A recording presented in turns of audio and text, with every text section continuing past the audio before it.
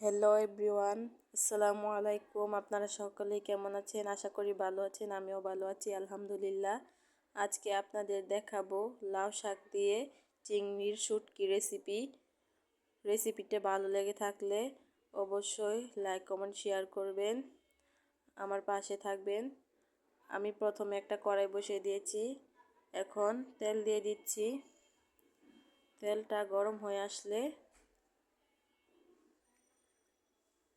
পেঁয়াজ কুচি দিয়ে দিব।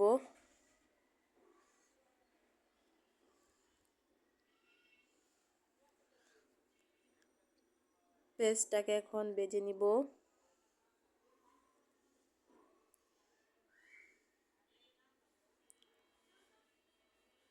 দেখতে পাচ্ছেন পেঁয়াজটা আমার ভাজা হয়ে গেছে। এখন কাঁচামরিচগুলো দিয়ে দিব। আমি ভেজে নিয়েছি। এখন চিংড়ির শুটকিগুলো দিয়ে দিব।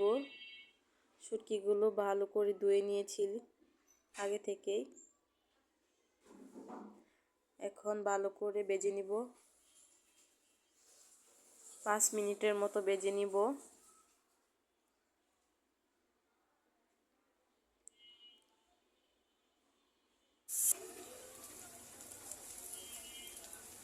শুটকিগুলো ভাজা হয়ে গেছে। এখন জিরা বাটা দিয়ে দিব রসুন বাটা। এখন আর একটু ভেজে নিব।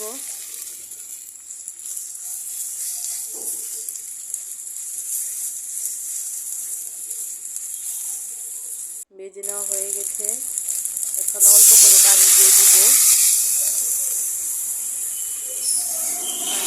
এখন রেখে দিব বলক আসার জন্য।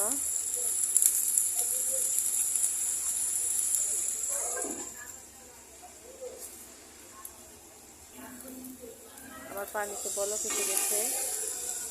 এখন সব মশলা দিয়ে দিব।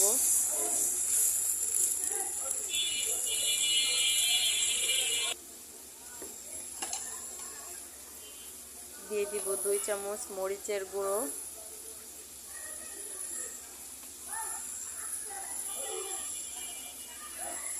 1 চামচ হলুদের গুঁড়ো,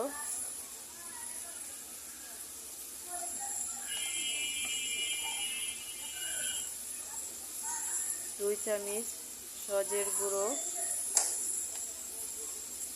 পরিমাণ মতো লবণ। এখন ভালো করে মিশিয়ে নিব।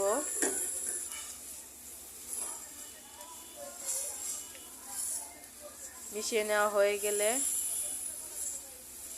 এখন আলুগুলো দিয়ে দিব।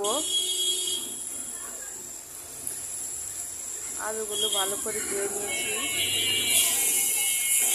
এখন আলুগুলো ভেজে নিব 5 মিনিটের মতো। আলুগুলো ভাজা হয়ে গেছে। এখন ঢেকে দিব আলুগুলো সিদ্ধ হওয়ার জন্য। আলুগুলো সিদ্ধ হয়ে গেছে।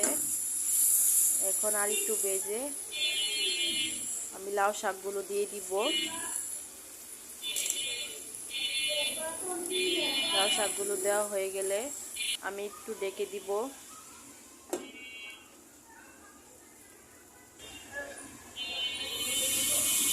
এখন আর একটু ভেজে দিব লাউ শাকটা। এই রেসিপিটা কিন্তু কম বেশ সবাই পছন্দ করে থাকে।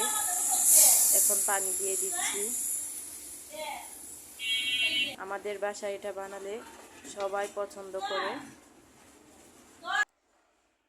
দেখেন আমার তরকারিটা হয়ে গেছে, কি সুন্দর। আমি একটু ভিজা ভিজা রাখবো, তাই নামিয়ে নিব এখন।